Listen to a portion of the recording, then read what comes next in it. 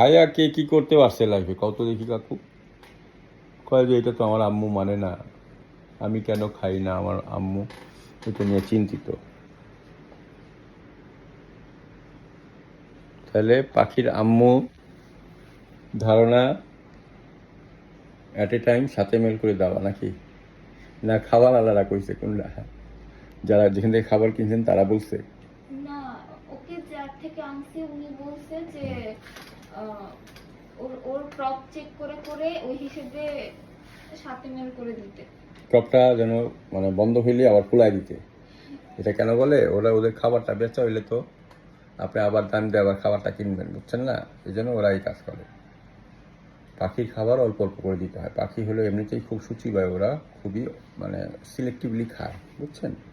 এই হলো বিষয়। সুতরাং অতিরিক্ত খাবার দিবেন না, ভালো খাবার আপনি অল্প অল্প দেন, হ্যাঁ, ঘন ঘন দেন, কিন্তু একবারে বেশি দিলে এই যে এরকম ওভারফ্লো হয়ে যায়, অনেক সময় ফুসফুসে ঢুকে এটা এমফাইসেমা হয়ে যায়, এবং এমফাইসেমাটা অনেক ক্ষেত্রে খারাপ দিকে যেতে পারে।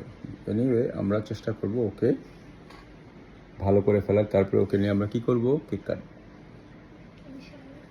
ওর নাম যেন কি? কুকি। আরে কুকি তো দেখা যায় আমার সাথে মিলে গেছে। কুকি বেবি বলে আমি তো টিম পাখি কাকু, আমি তো পাখি। কথা বলে? না, এখনো কথা বলে না। শিশু বাজাতে পারে, বাট এখনো গান টান গাইতে বয়স পারে কত? না। 3 মাস। তাহলে তো একেবারে অল্প বয়স, তাই না?